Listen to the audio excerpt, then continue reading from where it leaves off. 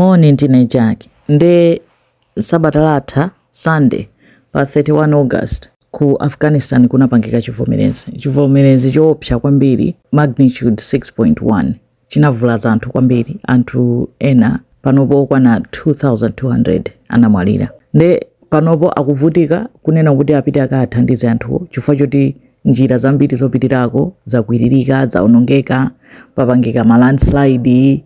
Nde pakumapita ma helicopters pena anthu ena onena kuti akukwera madonki kuti akachose anthu onena kuti ena akwiririka, ena ali stuck avulala kwambiri. Zinthu sizili bwinoyi moti maiko osiyanasiyana akuyesayesa njira zoti akawathandize, ndipo boma lawo la Taliban likuyesesa kupempha thandizo kuchoka ku maiko ena. Sono vuto lake dziko la Afghanistan kumachitika ma earthquake ambiri, zivomerezi dzaka zambiri kumakhala kuti kuchitika zivomerezi, ndipo anthu nthawi zonse amamwalira choncho. Ndipo ndi zinthu zonena kuti kutsogolo kuzizipitirirabe, chifukwa chake ndichoti cha location yawo pamene dziko lawo lili pamene ma tectonic plates amakumana.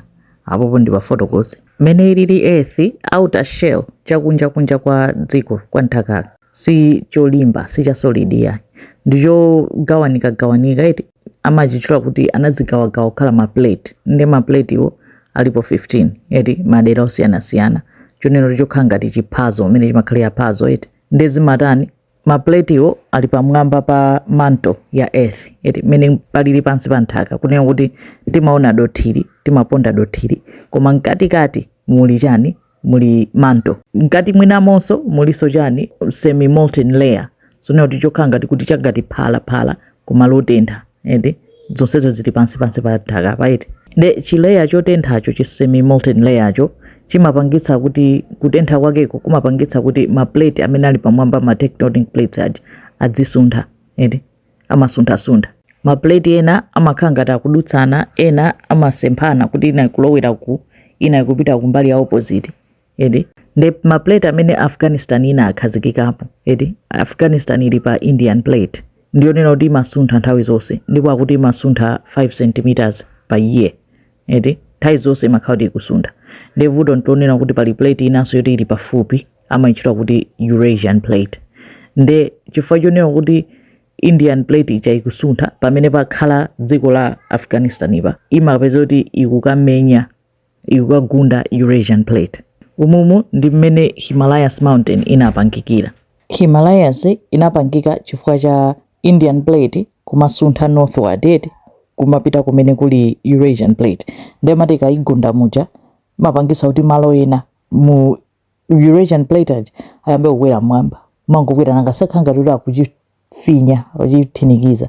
Ndi mmene basi mapeto ake mapiri a Himalayas achanatani anapangikira. Ma Himalayas mountains amakwerabe mwamba, akukulabe mpaka pano chifukwa cha pressure imene yoyo kunena kuti sinathe yayi kadalipo, ndi mapiri aja akadakwerabe akukulirabe. Malo amene pamakhala ma pressure amatchedwa ma fault lines eti pali ina amaitcha German fault and ina ndi Hindu Kush subduction zone.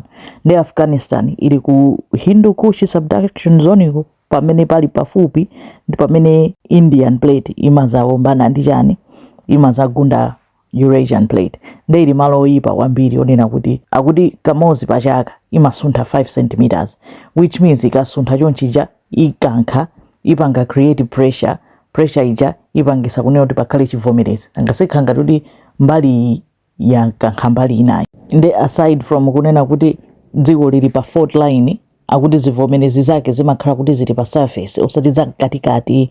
Nde pa surface paja pamagwedera kwambiri, pakagwedera kwambiri manyumba amagwa. Nde vuto la manyumba ku Afghanistan amanga adoti, ndi manyumba adoti onena kuti chivomerezi chikangofika anthu aja amangokwiririka ndi manyumba awo. Nde ndizomvetsa chisoni kwambiri kunena kuti dziko lili pa malo ngati amenewo, anthu ndi kwawo, vuto limakhala kuti anthu ndi kwawo nanga apita kuti.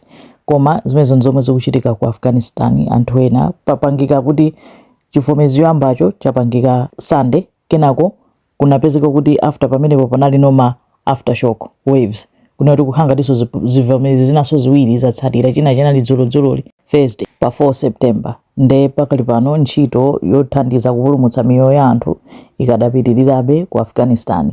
angofuna kupasani picture ya chifukwa chomwe zivomerezi sizitha ku Afghanistan. Ku 2023 kuna izivomerezi, 2022 kuna izivomerezi, and nthawi zonse zikutenga miyoyo ya anthu. Zikomo kwambiri.